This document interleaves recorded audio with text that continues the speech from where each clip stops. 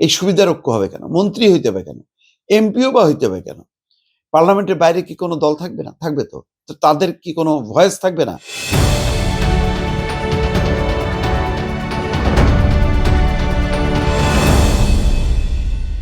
আজকে একটা চ্যানেলে আলোচনা দেখছিলাম।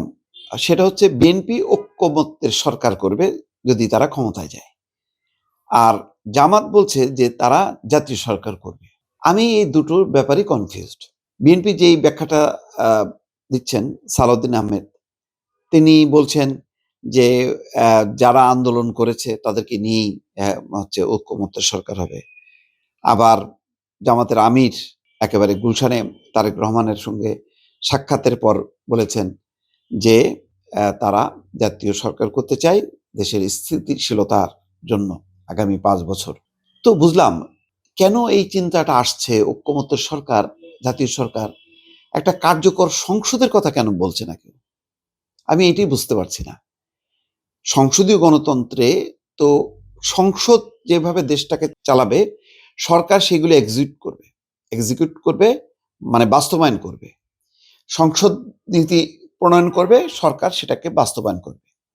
অথবা সরকারও যারা নীতি নির্ধারণ, তারা যে নীতিগুলি নেবে সেগুলি সংসদে প্রডিউস করবে, সংসদে উপস্থাপন করবে, সংসদ সেটাকে অনুমোদন দেবে, বাস্তবায়ন করবে সরকার তার বিভিন্ন প্রশাসনের অর্গান দিয়ে। তো ওইটাকে কেন শক্তিশালী না করে সবাই মানে মনে হচ্ছে যেন আমি একে মন্ত্রী বানাবো, ওকে মন্ত্রী বানাবো, এই মিলে একটা একটা এক ধরনের সুবিধা, এক ধরনের ক্ষমতা। এই ট্রেন্ড থেকে বের হয়ে এসে আমরা কেন বারবার আহ, মানে সংসদীয় গণতন্ত্র যেই লড়াইটা, সংগ্রামটা গত 15 বছরে, আমরা সেই জায়গাটা যদি আমরা চিন্তা করি, সেখানে কিন্তু কার্যকর সংসদের কথা বলা হচ্ছে, স্বাধীন মুক্ত ভোট, যারা ক্ষমতায় যাবে তারা ক্ষমতাসীন দল, আর যারা বিরোধী দল তারা ছায়া সরকার। এই কনসেপ্টগুলো আস্তে আস্তে ভুলে যে আমরা যেন সুবিধার একটা ঐক্য, ক্ষমতার একটা ঐক্য, ক্ষমতার একটা সুবিধা, বিলি বন্টন, এগুলি করছি। এগুলি এক ধরনের আমি মনে করি যে প্রতারণা এবং সাংঘর্ষিক। কারণ একটা দল তার নিজস্ব দৃষ্টিভঙ্গি থাকে, মানে বিএনপির যে দৃষ্টিভঙ্গি তার সাথে কি জামাত মিলবে? জামাতের যে দৃষ্টিভঙ্গি তার সাথে বিএনপির মিলবে? যদি মিলতোই তাহলে তো একটা দলই হতো। বহু দল কেন? বহু দল মানে বহু মত পথ, তারা জনগণকে, জনগণের সাথে সামনে অপশন থাকে যে আমি এই মত, আমার এই পলিসি।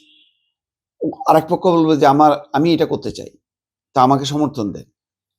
এইভাবেই তো গণতন্ত্র এগোয়। এই গণতন্ত্রের কাঠামোগুলোকে, সংসদকে শক্তিশালী করা, তারপরে বিচার বিভাগকে শক্তিশালী করা, প্রশাসনকে শক্তিশালী করা, এই কাজগুলি না বাদ দিয়ে আমরা শুধু চিন্তা করি জাতীয় সরকার। জাতীয় সরকার মানে ওই ছোট ছোট দলগুলো তারা ভাববে যে ওরে বাবা, আমি তো জিততে পারবো না, না জিতলেও বা একটা দুইটা এমপি পাবো, এটা দিয়ে তো সরকার হবে না, ওইটা দিয়ে যাতে আমি সরকারের কোনো মন্ত্রী হইতে পারি। কেন? এই সুবিধার ঐক্য হবে কেন? মন্ত্রী হইতে হবে কেন? এমপিও বা হইতে হবে কেন? পার্লামেন্টের বাইরে কি কোনো দল থাকবে না? থাকবে তো। তো তাদের কি কোনো ভয়েস থাকবে না? থাকা উচিত। উচ্চকক্ষে পিয়ারের কনসেপ্টটা তো এই জন্যই যে সেখানেও একটা নানা মত পথ যাতে থাকে, তাদেরও একটা ভয়েস রেজ করলে যাতে তারা নিম্নকক্ষের যারা নীতি প্রণয়ন করবে, বাস্তবায়ন করবে, তারা যাতে সেটা করতে পারে। তো এই বিষয়গুলো বাদ দিয়ে আমরা শুধু সরকার, সরকার মানে কি ওই যে মন্ত্রী, আমরা ক্ষমতায় গেলে আপাতত এটা মেনে নাও, ক্ষমতায় গেলে তোমাকে মন্ত্রী বানাবো, এই যে টোপ দেয়াগুলো, এই জায়গা থেকে বের হয়ে আসতে হবে। এখনো কিন্তু ঘুরে ফিরে কিন্তু আমরা সেই পুরোনো রাজনীতির মধ্যে আছি। এইরকম ওই জাতীয় পার্টির কয়েকজনকে নিয়ে মন্ত্রিসভা করেনি? হাসানুল্লাহ ইনু ছিল না আর মন্ত্রী? রাশেদ খান মেনন ছিল না? তাতে কি হয়েছে? কেউ কি বলছে যে ওই সরকার যখন নাকি ইনু মেনন জাতীয় পার্টির নেতারা ছিল, ওই সরকারই খুব বেস্ট সরকার ছিল? কেউ বলে? 14 সালের সরকারের পরে তো তেমনটা আমরা দেখলাম, তাই না? 18তে হয়েছে কিনা মনে নেই। যাই হোক, 14 বলি, 18 বলো, 24 বলি, কোনোটাই তো কোনো মানে, বা এমনকি 2008-এর যেই নির্বাচন করার পরেও যেই অবস্থানটা, তাতে তো কোনোটার সফলতা দেখা যায় না। তাহলে আমরা ওই দিকে না যেয়ে বরং কার্যকর সংসদ, কার্যকর একটা মন্ত্রিসভা করা এবং বিভিন্ন গণতান্ত্রিক প্রতিষ্ঠানগুলোকে শক্তিশালী করা, যেই সংস্কার নিয়ে প্রস্তাবনা, সেখানে তো জাতীয় সরকার, ঐক্যমত্য সরকারের কথা বলা হয়নি। সেখানে বলা হচ্ছে যে ইনস্টিটিউশনাল ক্যাপাসিটি বিল্ড আপ করার জন্য। সেদিকে কেন যাচ্ছি না? আমার প্রশ্ন। আপনার কি মত?